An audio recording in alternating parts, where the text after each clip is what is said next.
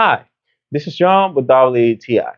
And as I'm always trying to look for options to have easy meals, really fast meals, as a guy who lives alone, who doesn't love to cook, this peanut butter by Jif, creamy peanut butter, is actually pretty good. And I'm going to tell you why. One of the things that I like the most from this peanut butter is just how soft is the texture.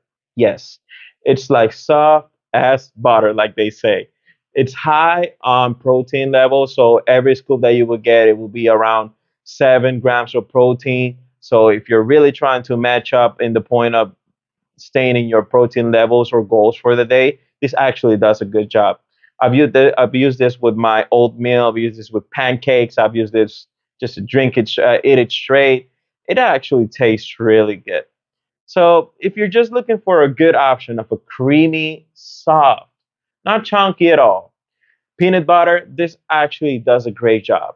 So this was John with Dolly TI, and that was my point of view.